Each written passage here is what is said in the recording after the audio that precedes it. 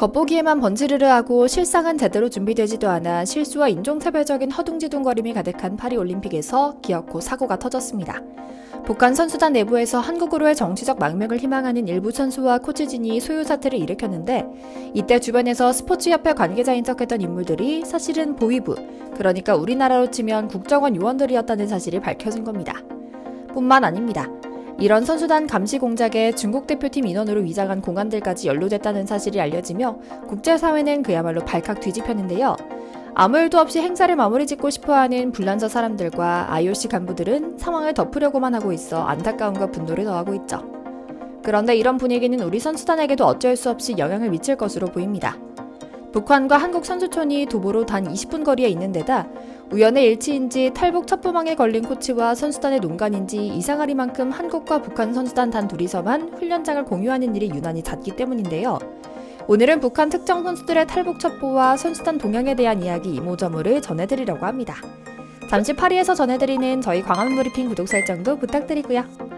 사실 프랑스 파리 올림픽 위원회는 북한 선수단이 파리에 입성한 직후부터 특이점을 포착했다고 합니다. 당시 조직위원회가 공개한 올림픽 선수촌 영상에는 북한 선수들의 수상한 행동들이 그대로 나타나 있었는데요. 앞서 북한은 기계체조와 육상, 복싱 등 7개 종목의 남자 4명과 여자 12명 등 총 16명의 선수들이 공식적으로 출전 리스트에 이름을 올렸죠. 물론 이게 절대적인 숫자로 많은 것은 아닙니다. 다른 국가들을 보면 평균적으로 수백 명 이상의 선수단의 코치진까지, 많게는 1000명까지도 입국한다는 걸 감안하면 북한 선수단의 수는 지나치게 적다고 해도 과언이 아니었거든요. 물론 이유는 있었습니다. 아시안게임을 제패한 역도 대표팀 선수단 전원이 갑자기 별다른 이유 없이 불참을 통보하기도 하고, 코로나로 국제대회에 참가하지 않아 출전권을 박탈당한 선수들도 있었거든요. 물론 처음에는 우리 언론들도 이들이 도핑이 무서워 자발적으로 참가하지 않은 것으로 보인다는 기사를 내기도 했는데요. 알고 보니 선수와 코치진의 의지가 아니었던 것으로 보입니다. 앞서 말씀드린 탈북 첩보와도 관련이 있다는 진실이 수면 위로 드러나기 시작한 것이죠. 그런데 더욱 수상했던 건 이들이 배정받은 선수촌의 위치였습니다. 북한 선수단은 생든리에 위치한 올림픽 선수촌에서도 가장 끄트머리에 위치한 멀티페이스 센터 건물에 짐을 풀었는데요. 이곳은 가장 가까운 이웃 선수촌과 도보로 20분 이상이 걸렸습니다. 놀랍게도 한국 선수촌과의 거리는 도보로 무려 20분에 달했지만 대로가 아닌 샛길로 가면 절반 정도인 10분으로 빠르게 접근할 수 있는 기묘한 위치에 짐을 풀었던 것이죠. 물론 선수, 코치진은 처음에는 여느 북한 사람들처럼 행동했습니다. 북한 선수들은 숙소에 입소하자마자 가장 먼저 했던 일이 누구나 잘 볼 수 있도록 대형 인공기를 내거는 것이었는데요. 이들이 내건 인공기는 건물 2개 층에 있는 창문 모두를 가려버릴 정도로 거대했으며, 이들의 폐쇄성을 증명이라도 하려는 듯 외신 기자 및 타국 선수들과의 어떤 대응에도 무시로 일관하며 극도로 외부 접촉을 삼가는 분위기였죠. 존재만으로도 궁금증을 자아내는 북한 선수들에 대한 현지 언론의 관심이 뜨거웠지만 철저히 무시당했고요. 그래서인지 현지 및 외신 기자들은 북한 선수단 내부 사정에 집착에 가까울 정도로 호기심이 폭발했던 것 같습니다. 이해되는 일입니다. 당장의 개막식에서 파리올림픽 조직위가 우리 대한민국 대표단이 입장할 때 조선민주주의 인민공화국 선수단입니다 라고 외치는 대참사가 일어난 데 대한 의견도 청취하고 반응도 궁금했을 테니까요. 그래서인지 2016년 브라질 리우데자네이루 올림픽 이후 8년 만에 올림픽 선수촌에 인공기가 걸린 이번 파리올림픽에서 북한에 대한 관심이 쏟아집니다. 이제는 밥 먹을 때와 훈련 외에는 그 어떤 외부 활동도 안 하고 있는 선수들의 속사정을 알아보기 위해 외신 기자들은 급기야 타국 선수들로부터 북한 선수에 대한 정보를 집요하게 캐묻기 시작하기도 했는데요. 그들이 훈련 때 무엇을 하고 있고 듣는 음악이 있는지, 혹은 식사 중에 어떤 대화를 나누는지 등이 주요 관심사였다고 합니다. 그런데 좀 이상합니다.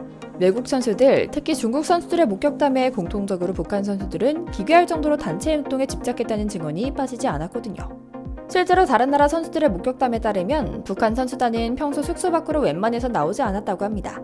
그들은 오직 훈련할 때만 잠시 모습을 드러낸다고 하는데, 현재 선수촌은 선수들로 붐빌 정도는 아니었지만 각국 숙소 앞에는 자유롭게 누비는 선수들을 쉽게 볼 수 있었기 때문에 외국인들 눈에 이상해 보인 건 당연했습니다. 심지어 외신들은 공항에서 카트로 이동하는 장면만 겨우 포착할 수 있었으며, 선수촌에 입촌한 한국 선수들도 식당에서조차 북한 선수와 마주친 적이 없다고 밝히기도 했는데요. 다만 한 가지 결정적인 비하인드 스토리가 하나 나옵니다. 숙소 근처에서 선수단을 안내하는 자원봉사자가 흡연구역에서 북한 선수 딱 한 명을 본 적이 있었다고 하는데, 물론 그조차도 얼굴을 자주 볼 수 있었던 건 아니지만 얼굴을 마주칠 때마다 꼭 인사는 했으며, 이때 녹화했던 영상에서 선수들 사이의 대화라고는 보기 어려운 대화가 녹음된 겁니다. 그렇게 세상에 알려진 녹음을 보니 놀랍게도 동료 선수라고 보였던 사람은 북한 보위부 요관이었습니다. 선수단을 감시하고 누구와도 접촉하지 못하도록 따라다니는 인물이었던 건데요. 이렇듯 폐쇄적인 상황이 가능했던 이유는 충격적이게도 그들이 서로를 감시하고 있었던 것이죠. 실제로 한 관계자에 따르면 북한 선수들은 불침번에 서듯 선수들의 숙소 밖을 지키는 모습이 카메라에 담기기도 했는데요. 이는 누군가가 몰래 탈북하는 걸 사전에 막으려는 듯 보였다고도 했죠. 물론 이해되는 부분이기는 합니다. 전 세계 최악의 국가에서 전 세계가 어떻게 돌아가고 있는지에 대한 어떤 이해도 없이 갇혀 살다가 파리 시내에서 다른 나라 사람들을 본 북한 선수단은 그야말로 신세계에 온 것 같은 느낌일 테니까 말입니다. 거기에 더해 북한이 한국과 적대적인 두 국가론을 펴고 있다는 점도 영향을 미쳤을 겁니다. 실제로 북한 선수단은 평양 순안공항을 출발해 베이징을 거쳐 샤를드골 공항에 도착했는데요. 직항이 없었기 때문에 무려 28시간의 장시간 비행 속에 파리에 도착했음에도 3시간 가까이 입국장에 나타나지 않는 등 폐쇄적인 모습이 여전했죠. 결국 선수단은 경찰과 올림픽위원회 관계자들이 다른 사람들을 통제하는 게이트로 도망치듯 입국했고 프랑스 경찰들을 동원해 취재진의 접근을 막는 등 극도로 노출을 거리는 모습이었고요. 그런데 이미 선수단 내부에서도 사건 하나가 생깁니다. 한 번에 북한 선수 중 한 명의 자리를 이탈해 위치 확인이 되지 않자 잠시 동안 북한 숙소 내부에서 소동이 벌어지는 모습이 목격되기도 했는데요. 행방이 묘연했던 해당 선수가 정말로 탈북을 시도한 것인지는 확실치 않으나 그토록 과민 반응한 건 나름대로 조짐이 있었기 때문에 추정할 수 있는 것 같죠. 실제로 입국한 북한 인종 절반 정도는 선수치곤 나이가 너무 들어 보였고 때문에 전문가들은 이들의 정체가 선수나 코치가 아닌 탈북을 막으려 감시단에 보낸 것이라 주장하기도 했는데요. 사실 애초에 지난 8년간 국제대회에 참가하지 않았던 북한이 갑자기 파리 올림픽에 출전하겠다고 선언한 것도 정상적이지 않았습니다. 앞서 말씀드린 것처럼 실제 올림픽 선수촌에 인공기가 걸린 건 2016년 리우데자네이루 올림픽이 마지막으로 지금까지 북한은 여러 가지 이유를 들어 올림픽을 보이콧해왔는데요. 팬데믹 기간 무리하게 강행된 2021년 도쿄올림픽의 경우 코로나의 자국 유입을 막고 선수를 보호하겠다는 명분으로 출전을 거부했으며 이에 국제올림픽위원회인 IOC는 모든 국가들은 신성한 올림픽에 참가할 의무가 있다고 규정한 헌장을 들어 2022년까지 북한의 출전 자격을 정지시키기도 했죠. 그런데 북한은 왜 갑자기 이런 탈북 리스크를 안고도 파리올림픽에 무리하게 선수단을 내보낸 걸까요? 바로 김정은이 아직 북한이라는 나라가 지속 가능한 나라다라는 걸 인지시키려는 의도일 가능성이 높았기 때문입니다. 원래 겁에 질린 개가 더 크게 짖듯 요즘 북한은 잔뜩 겁에 질린 모양입니다. 웬 오물을 담아 풍선을 날리는 저열한 행동을 일삼고 있으니 말이죠.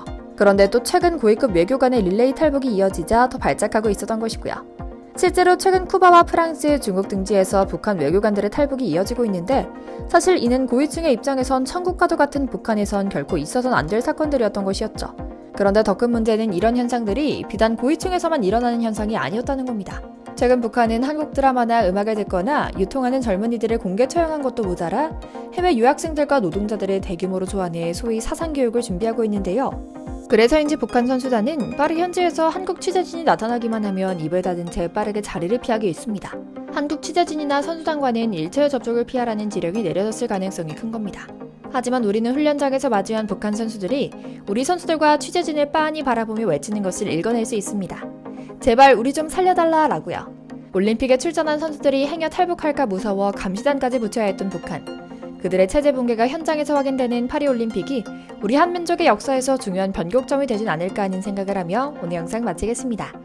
저희 광화문 브리핑 구독, 좋아요도 부탁드리고요. 오늘도 시청해주셔서 감사합니다.